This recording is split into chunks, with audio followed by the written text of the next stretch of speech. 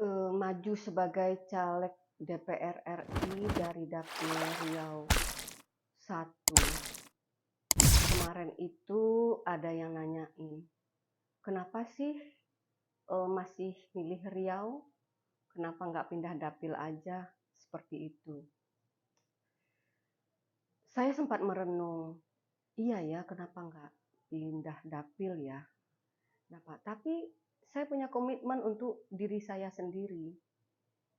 Saya itu lahir dan besar di sana, di Kota Pekanbaru. Dan beberapa teman-teman masa kecil saya itu ada di beberapa daerah, di daerah sana. Kami saling terhubung, kami saling berkomunikasi. Sedikit banyaknya saya paham dengan kondisi daerah di mana saya dilahirkan dan dibesarkan. Selama 15 tahun menjadi tenaga ahli di Gerindra, saya keliling ke beberapa kabupaten kota. Dalam setiap perjalanan saya selalu merenung. Kondisi yang saya hadapi ini tentu juga terjadi di daerah saya, di kampung halaman saya. Akhirnya saya nggak pindah dapil. Saya tetap di Riau, cuman pindah daerah pemilihan saja, daerah Riau 1. Untuk pencalekan yang sekarang ini di 2024, visi saya ke depan itu saya lebih menekankan kepada aspek keluarga ya. Keluarga sehat, keluarga berdaya, dan keluarga bermarwah. Nah, jadi kalau masyarakat di Riau 1 melihat Husna MAG, keluarga sehat, berdaya, bermarwah, itulah di antara hal-hal yang akan saya perjuangkan. Insya Allah saya terpilih nanti jadi anggota Dewan di 2024. Itu yang ingin saya perjuangkan. Nah, kenapa kesehatan? Menurut saya, kesehatan itu sangatlah berpengaruh pada kemajuan bangsa. Tanpa kesehatan, kita tidak akan mungkin menjadi negara yang kuat.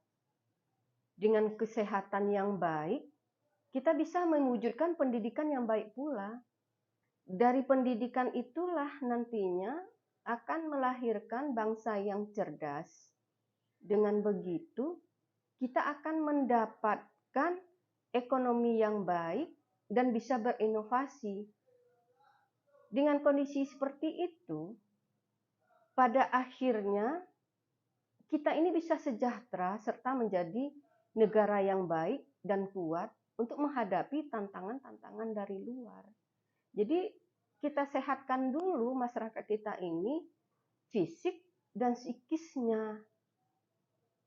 Seperti itu. Makanya saya tagline pertama itu keluarga sehat. Karena keluarga sehat itu akan melahirkan keluarga yang cerdas.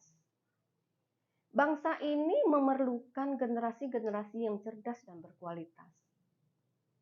Hadirnya generasi yang berkualitas, menurut saya tergantung dari kesehatannya. Kesehatan anak sangatlah penting, terutama dalam pemenuhan gizi. Nah, jadi saya itu selalu tuh bersentuhan dengan keluarga berencana, kemudian selalu bersentuhan dengan pemenuhan gizi dan stunting. Dan dalam perjalanan 5 tahun ini saya melihat bahwa pemenuhan gizi terhadap anak-anak kita, tumbuh kembang anak kita, itu suatu hal yang mutlak dan harus dipenuhi oleh setiap keluarga. Harus. Karena anak-anak kita ke depan harus kita persiapkan untuk menjawab tantangan-tantangan ke depan juga. Dari mana kita mulai? Pemenuhan gizinya. Jadi tidak ada lagi lah anak-anak yang stunting. Anak stunting itu kan istilahnya anak kurang gizi. Asupan gizi yang masuk itu kan tidak seimbang. Jadi tumbuh kembangnya juga tidak seimbang. Seperti itu. Jadi kesehatan itu menjadi hal yang utama menurut saya. Karena ini investasi yang sangat berharga dan manfaatnya itu akan bertahan lama. Kesehatan anak terutama ya dalam pemenuhan gizi itu tidak hanya untuk saat ini, akan tetapi untuk masa depan generasi seterusnya. Anak-anak itu harus menjadi anak-anak yang cerdas, anak-anak yang kuat, dan anak-anak yang siap bersaing dengan negara-negara lain. Maka kesehatan anak haruslah prima. Kesehatan anak haruslah menjadi prioritas. Nah, di mana dimulai? Ya dimulai dari keluarga. Dimulai dari keluarga. Nah, itulah sebabnya kenapa keluarga sehat. Nah, yang menjadi visi dan misi saya itu. Nah, saya melihat ini, kita di Riau ini memerlukan generasi yang cerdas dan berkualitas. Generasi yang berkualitas dan ditopang dengan kesehatan yang baik akan menjadikan Riau ke depan menjadi daerah yang maju. Baik kualitas manusianya maupun ekonominya. Nah, jadi ini saya melihatnya seperti itu. Apalagi potensi kita di Riau ini luar biasa. Provinsi Riau yang terdiri dari 10 kabupaten dan 2 kota, berdasarkan data BPS Provinsi Riau tahun 2020, itu luas wilayahnya itu 87.000 km persegi. Jumlah penduduknya sebesar 7 juta jiwa pada tahun 2019 dan meningkat 2,52% bila dibandingkan dengan di tahun 2018 sebesar 6,8 jiwa. Nah, kepadatan penduduk di Provinsi Riau tahun 2019 itu mencapai 80,11 jiwa per kilometer persegi. Nah, luar biasa kan peningkatannya itu. Jumlah penduduk yang meningkat, namun tidak dengan luas daerahnya, maka akan menimbulkan berbagai masalah seperti masalah sosial, ekonomi, dan kesehatan. Artinya seperti ini loh. Ini jumlah penduduknya terus naik dari tahun ke tahun, tapi luas daerahnya segitu-segitu aja. Ya pastilah akan menimbulkan masalah-masalah yang sosial, ekonomi, dan kesehatan. Nah, penduduk itu kan merupakan modal dasar dan faktor yang dominan untuk pembangunan. Dan penduduk juga menjadi titik sentral dalam pembangunan berkelanjutan.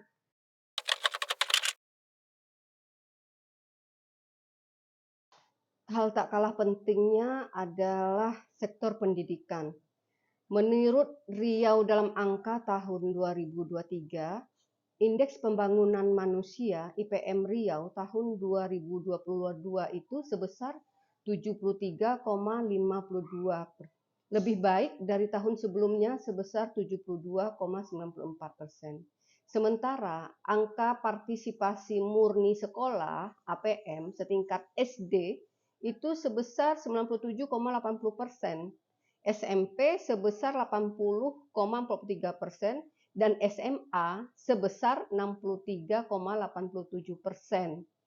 Nah, dari data itu bisa kita lihat seperti apa IPM manusia Indonesia ke depannya. Kalau kita lihat presentasi 3 tingkat pendidikan itu tadi, SMA itu yang paling kecil, pasti ini ada sebabnya. Nah, menurut saya manusia yang terdidik dan tercerahkan itu adalah kunci kemajuan bangsa. Karena segala capaian yang diraih sebagai seorang individu, apalagi bangsa, itu tidak terlepas dari hal yang berhubungan dengan pendidikan. Mutu dan jenjang pendidikan akan berdampak besar pada ruang kesempatan untuk maju dan sejahtera. Contohnya gini, kalau kita lihat tadi, itu angka yang presentasi yang terendah itu kan di SMA. Nah, misalkan angka yang terendah itu adalah SD, artinya anak-anak yang tamatan SD itu kan hanya kecil sekali. Nah, bagaimana untuk SMA, bagaimana untuk level berikutnya. Nah, ini perlu kita pertajam lagi. Maka kita harus pastikan manusia Indonesia itu harus mendapat akses pendidikan yang bermutu sepanjang hidupnya. Sama dengan memastikan kejayaan dan keberlangsungan bangsa. Artinya gini loh, kalau pendidikan kita itu maju, maka bangsa itu akan maju. Nah, saya melihat seperti ini. Kita itu tidak ingin ya anak-anak kita itu, anak-anak Indonesia menjadi anak-anak yang jujur, tapi malas. Rajin, tapi culas. Nah, kita tidak mau anak-anak kita itu ke depannya itu seperti itu. Nah, untuk bisa menumbuhkan anak yang rajin, anak-anak yang jujur, saya melihat ada beberapa keterampilan yang perlu kita bekali untuk anak-anak kita ke depan. Keterampilan pertama yang perlu kita bekali anak-anak kita itu adalah kualitas karakter. Kedua, kemampuan berliterasi. Yang ketiga, kompetensi. Nah, kita berbicara karakter dulu nih. Karakter itu yang perlu kita bangun anak-anak kita ini ada dua karakter yang perlu dibangun. Pertama, karakter moral. Kenapa karakter moral? Karena sesuatu yang sering kita bicarakan tentang moral itu adalah nilai-nilai moral itu tentang nilai-nilai Pancasila, nilai-nilai keimanan, nilai-nilai ketakwaan, nilai-nilai berkeadilan sosial. Nah, itu dimensinya itu ada di karakter. Nah, karakter yang kedua itu adalah karakter kinerja.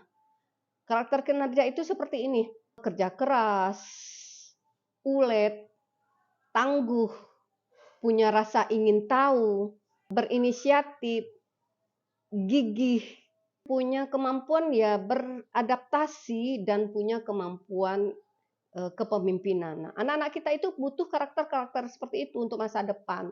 Jadi istilahnya saya selalu membahasakan ke anak-anak saya punya 4 orang anak. Untuk ke depan itu tantangan yang kalian hadapi itu berbeda ketika zamannya kami-kami dulu. Nah, kalian harus lebih fight untuk zaman kalian berada. Nah, kemampuan yang kedua yang harus kita bekali anak-anak kita itu menurut saya itu kemampuan literasi. Nah, ini merupakan kemampuan atau keterampilan individu dalam membaca, menulis, berbicara, berhitung, dan memecahkan masalah pada tingkat keahlian tertentu diperluas dalam kehidupan sehari-hari. Dan ketiga adalah kompetensi yang merupakan gabungan antara pengetahuan, keterampilan, dan atribut kepribadian seseorang. Nah, ini 3 keterampilan ini yang ingin kita bekalkan kepada anak-anak kita ke depan ini.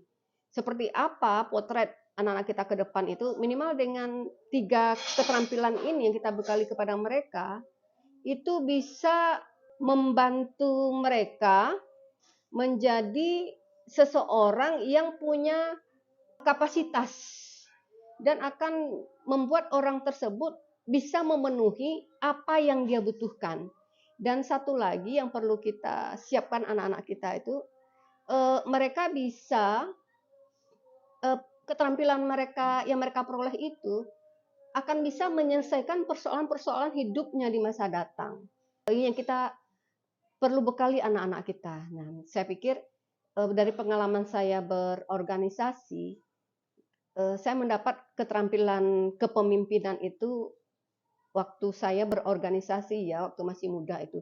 Nah, ini penting juga kita bekali anak-anak kita tersebut sehingga mereka akan bisa mencapai atau meraih cita-cita yang mereka inginkan. Menurut saya seperti itu. Dan terkait masalah pendidikan ya saya terusik kenapa persentase untuk SMA itu kecil ya dibandingkan yang lainnya. Banyak persoalan sih sebenarnya. Ini kalau boleh saya berbagi pengalaman, dulu itu saya pernah menjadi tenaga ahli ya Komisi 10. Nah, di Komisi 10 itu kan ada program Indonesia Pintar.